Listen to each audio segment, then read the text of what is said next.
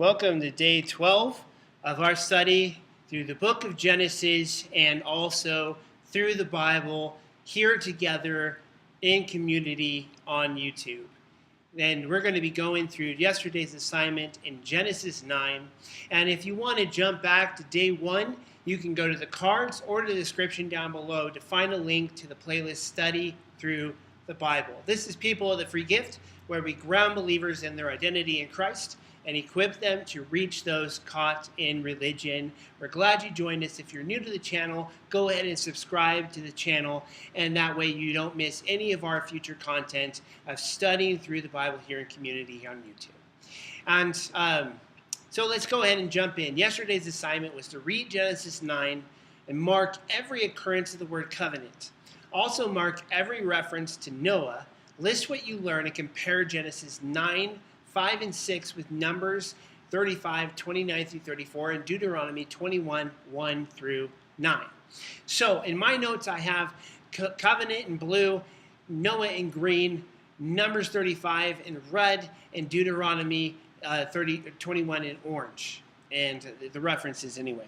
And so what we have here is, and God blessed Noah and his sons and said unto them, be fruitful and multiply and replenish the earth. So we're post-flood, and he's telling his sons their command, repeating the command that he gave originally to Adam and Eve.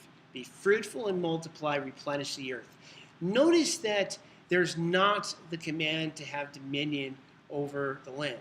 That seems to be something that's not mentioned, and it's kind of lost when Adam and Eve fell. Something that Jesus had to purchase back and restore unto us.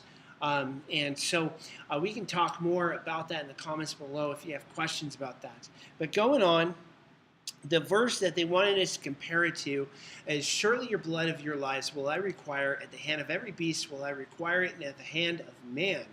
At the hand of every man's brother will I require the life of man. Whoso sheddeth man's blood, by man shall his blood be shed. For in the image of God he made man.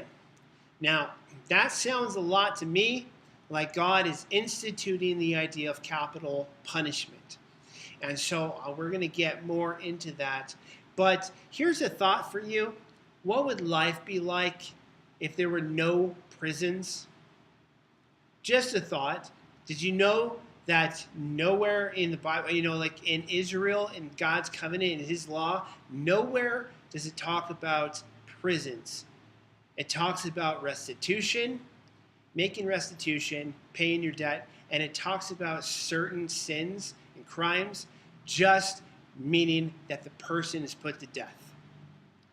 What would life be like if there was no prisons and instead all you had was restitution, making things right, or being put to death? How would that change things? I'd love to hear your comments down below on that one. So further on, God spake unto Noah and his sons with him, saying, and I, behold, I've established my covenant with you and with your seed after you, and with every living creature that is with you, of the fowl of the cattle, and of every beast of the earth with you, from all that go out of the ark to every beast of the earth. I will establish my covenant with you. Neither shall all flesh be cut off by any more by the waters of a flood, neither shall there any more be a flood to destroy the earth. Okay, a couple things. This language of covenant, you can picture a contract. And it's been said that there's parties, terms, and promises. Okay, so you have the parties. The parties in this would be God, and it would be Noah and his sons and with their wives, and then all the animals. He says, I'm also making the covenant with them. So then what are the terms? There are no real terms. Oftentimes, God just unilaterally makes covenants with us. There's no terms. He just says, this is the promise that I'm making to you. And that's the case here.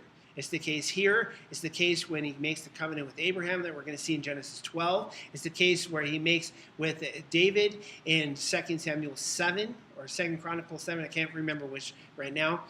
And it's also the case that Jesus makes when he says, a new covenant I make with you, and my shedding of my blood is going to be the payment for your sins. And so that's another thing I want to hear your comments on. How do you see the term covenant, and how do you understand not just the Noahic covenant, but also the covenants that God makes outside of this and with other covenants in the Bible? An example of a conditional covenant would be the covenant he makes with Israel. And so it's not the covenant with the land, that's Abraham, okay? But the covenant he makes with Israel as his people, it determines whether there's blessings that are detailed or there's curses that are detailed. Okay, and you see the exile in the Babylon into Assyria and all that kind of stuff as an example of the curses being lived out, but you also see times of the blessings being lived out. And that's an example of a conditional covenant in which there were terms that were expected that the Israelites were going to be kept to. And if they don't keep those terms, then they're going to suffer the consequences. The contract's going to be null and void, so to speak. Okay? So, God spake unto Noah and his sons. Okay, and then the other thing that I wanted to say is this. That we've talked about whether the flood is global or local. And I just want to bring out another thing for you. He says, no more will I send a flood to destroy the earth in this way. For those who say that this is a global or a local flood, my problem with that, amongst many that we've already talked about, my problem with that is that God says, I'm not going to send a flood anymore in the way that I did in Noah's day. So are we to say, like, I live in Round Rock, Montana. There's been a flood here. There's been a couple of floods here, actually. There's floods that we hear about all over our country, all over the world, that go on. Are we to understand that somehow these floods are different than the flood that he brought in Noah's day, if it's a local flood? It's much easier just to take the account at its word and to believe that it was a global flood that was sent over all the earth, that Noah and his family that were the only survivors, as well as the animals that he brought on the ark and came off the ark with him. Those are the ones who God made his covenant with them. Then he has a token of that covenant. And this is where we go into. He says, and God said, this is the token of the covenant which I make between me and you and every living creature that is with you for perpetual generations. I do set my bow in the cloud. It shall be for a token of a covenant between me and the earth. Okay? So the bow in the cloud, the rainbow, is the sign of the covenant between God and man. That's the original intention and meaning of the rainbow. Okay? And it shall come to pass when I bring a cloud over the earth that the bow shall be seen in the cloud, and I will remember my covenant, which is between me and you and every living creature of all flesh, and the water shall no more become a flood to destroy all flesh. And the bow shall be in the cloud, and I will look upon it, that I may remember the everlasting covenant between God and every living creature of all flesh that is upon the earth. And God said unto Noah, this is the token of the covenant which I have established between me and all flesh that is upon the earth. And the sons of Noah that went forth of the ark were Shem, Ham, and Japheth. And Ham is the father of Canaan. And these are the three sons of Noah, and of them of the whole earth overspread. And Noah began to be a husbandman. He planted a vineyard. He drank of the wine, and he was drunk. And he was uncovered within his tent. Now, this is one thing that I love to talk about, and that is the honesty of the Bible. The Bible is absolutely honest, even in its portrayal of its heroes. I mean, going on and on about how Noah found grace in the eyes of the Lord. Noah was a righteous man. Noah is perfect in his genealogies. Noah was, a righteous man who obeyed God. Every instruction that he gave him, he obeyed. Now, what some have suggested, and I throw it out as a possibility, is that the intensification of the fermenting process was different after the flood than it was before the flood. Now, it's possible.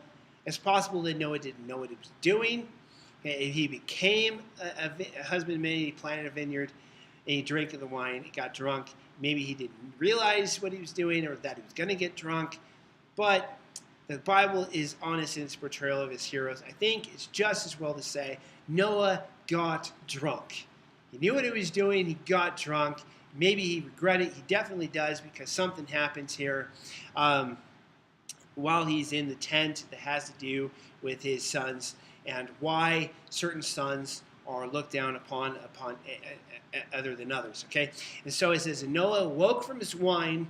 So he passed out. He went to sleep, or he passed out because he was so drunk, and he knew what his younger son had done unto him. Okay, so there's a sense of shamefulness that goes along with this passage. I don't want to go into it that too much. If you have a question that you're going to ask about it, then I'll be forced to in the weekly Q&A. But anyway, and it says, and Noah lived after the flood 350 years, and all the days of Noah were 950 years, and he died. And so the passages that we wanted to compare it to, Numbers 35, 29 through 34. And it says, whoso killeth any person, the murderer shall be put to death. Moreover, you shall take no satisfaction for the life of a murderer, meaning like payment, them trying to pay their debts, literally like bring money. Hey, I'll be able to pay this much if you just don't put me to death. Don't accept anything for somebody who kills somebody. And this is a murder, like premeditated murder. They thought about it. It was intentional, not accidental, like manslaughter. We'll get to that in a second. Okay, so shall you not pollute the land wherein you are, for blood it defiles the land, and the land cannot be cleansed of the blood that is shed therein, but by the blood of him that shed it. Okay, so God is serious about the shedding of blood, because it says the life is in the blood, and it's with this shedding of blood that sins are going to be removed. Okay, blood is symbolic, and it's precious. Life is precious. And God doesn't want anybody murdering anybody. Imagine what the world would be like I asked at the beginning of this, if there were no prisons, and instead when somebody murdered somebody, they were put to death. I just want to put that before you. Sometimes it's looked upon as cruel, but all throughout the pages, Old and New Testament, God's pretty unanimous on this idea. Okay? How about Deuteronomy 21? And all the elders of that city that are next to the slain man shall wash their hands over the heifer that is beheaded in the valley.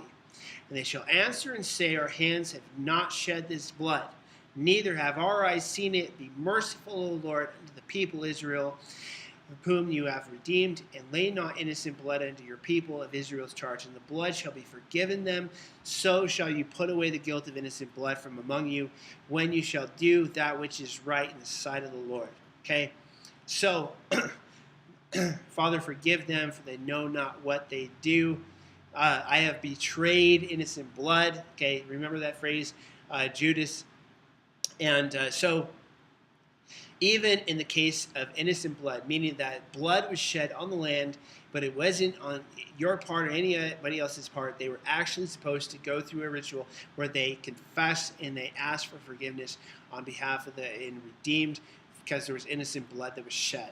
Okay, that's how serious God takes it. Okay, so I want to hear your comments, your insights. If there's something that I didn't share that you found or you just wanted to discuss, go ahead and share it with the rest of us.